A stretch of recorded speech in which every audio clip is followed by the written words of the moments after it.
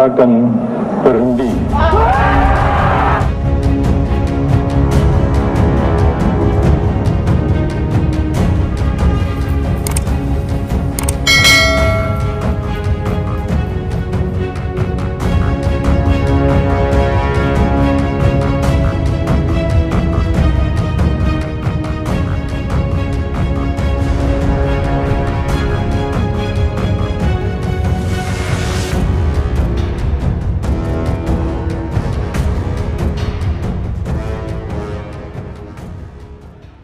Kesaksian dua jenderal yang sama-sama dibuang Soeharto. M. Yasin dan Benny Murdani masih sempat melihat keruntuhan Orde Baru. Sikap berbeda diperlihatkan oleh keduanya. Ditulis oleh Martin Sitompul. Letnan Jenderal Purnawirawan M. Yasin berusia 77 tahun ketika rezim Soeharto tumbang pada Mei 1998. Selama berkuasa, pemerintah Orde Baru mentegal Yasin dan mempersulit kehidupannya. Menjalani masa sulit sebagai pesakitan politik, Yasin hanya mengingat pesan Mr. Hardy, Wakil Perdana Menteri sewaktu dirinya masih mengemban jabatan Panglima Kodam Iskandar Muda di Aceh. Hardy berpesan padanya, yang penting jaga kesehatan agar nanti bisa menyaksikan durian jatuh. Jelas Yasin kepada wartawan senior Julius Pur dalam M. Yasin, figur seorang perwira, termuat di kumpulan tulisan warisan daripada Soeharto.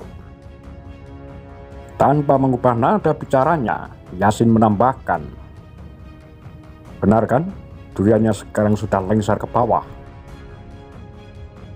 Durian yang dimaksud Yasin tak lain Presiden Soeharto. Meski Soeharto lengser, Yasin belum cukup puas. Baginya, kebenaran tetap harus tersingkap. Menurutnya, tak terbilang lagi jumlah orang yang dimasukkan ke dalam penjara akibat tangan besi pemerintahan Soeharto.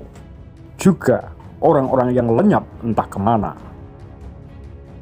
Masyarakat dipimpin dengan menyebarkan berbagai rekayasa yang menciptakan ketakutan. Stabilitas politik dijalankan dengan represi. Kata Yasin dalam pengantar autobiografinya, M. Yasin, "Saya tidak pernah minta ampun kepada Soeharto." Reformasi bergulir, muncul wacana untuk menyeret Soeharto ke pengadilan. Yasin menjadi salah satu tokoh sepuh militer yang mendukung proses hukum terhadap Soeharto. Dia pun menolak tegas wacana amnesti terhadap Soeharto dengan syarat menyerahkan 55% harta kekayaannya kepada negara. Untuk mengadili Soeharto, Yasin menyurati sejumlah tokoh-tokoh penting. Mereka diantaranya adalah Presiden Habibie, Panglima ABRI Jenderal Wiranto, Jaksa Agung Letnan Jenderal Andi Muhammad Khalid, Wakil Jaksa Agung Ismu Joko, hingga mantan Wakil Presiden Tri Sutrisno. Yasin juga menuliskan pendapatnya mengenai Soeharto di beberapa surat kabar. Kepada Presiden Habibie, dalam surat tertanggal 26 Mei 1998 itu, Yasin berpesan agar Habibie jangan ketularan nepotisme seperti Soeharto dan terus menegakkan reformasi. Yasin juga meminta diadakan pengusutan terhadap harta kekayaan Soeharto yang dananya tersimpan di sejumlah yayasan. Selain itu, Yasin mengangkat kembali kasus peternakan Soeharto di Tapos dan Ciamas yang syarat penyimpangan kekuasaan. Hal itu disampaikan juga kepada Andi Muhammad Khalid dan Ismu Joko. Serahkanlah pemimpin yang bersalah kepada hukum yang berlaku, sama seperti semua warga negara Indonesia lainnya. Tidak perlu diberikan keistimewaan berlebihan, tulis Yasin kepada Jenderal Wiranto dalam surat tertanggal 8 Juni 1998. Namun proses hukum itu tak kunjung hingga Soeharto wafat pada 2008, menyusul kemudian Yasin pada 2013.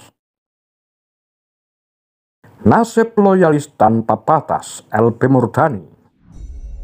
Lain Yasin, lain pula Benny Murdani.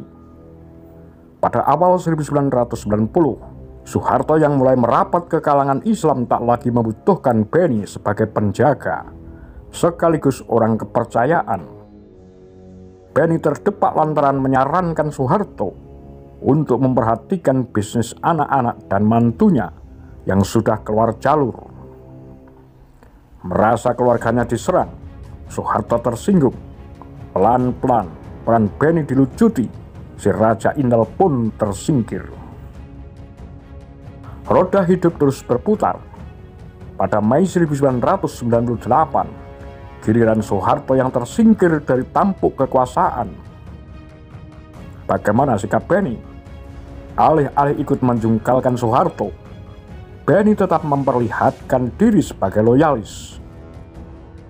Menurut Yusuf Wanandi, orang dekat Benny di lembaga CSIS, kesetiaan Benny kepada Soeharto berlaku selamanya. Setelah ia turun dari jabatannya pun, Benny tidak pernah menjelek-jelekan Soeharto. Ujar Yusuf Wanandi dalam memoir Menyimak Tabir Orde Baru, Memoir Politik Indonesia 1995-1998. Ia selalu setia, seorang tentara yang loyal karena ia bukan politikus. Kendati keadaan telah berubah, Benny masih menjadikan Soeharto sebagai junjungannya. Benny akan menghardik dengan suara keras tiap kali ada pembicaraan yang bernada kritik menuju Soeharto. Begitu kerasnya, sehingga teman-temannya ketakutan dan langsung menutup pembicaraan. Tulis Julius Pur dalam Benny, Tragedi Seorang Loyalis. Yusuf Wanandi menyaksikan betapa marahnya Benny ketika Fikri Jufri, wartawan Tempo, yang menceritakan lelucon mengenai Soeharto di depan Benny. Dia mengancam Fikri dengan pistol, padahal waktu itu Benny sudah lama pensiun. Pada 15 Desember 1998, Soeharto dan Benny bertemu di rumah Jalan Cendana atas perantara Tutut. Pertemuan itu adalah kali pertama setelah acara pemakaman Tin Soeharto pada April 1996. Reuni berjalan di antara keduanya. Soeharto bingung memahami apa yang terjadi pada kekuasaannya. Sebagaimana dikisahkan Yusuf Wanandi, satu-satunya pertanyaan yang disampaikan Soeharto adalah, "Ben, bagaimana ini bisa terjadi? Apa sebenarnya yang terjadi?" Benny lantas menceritakan semuanya selama 1,5 jam. "Bapak sekarang tahu karena Bapak tidak percaya kami," jawab Benny.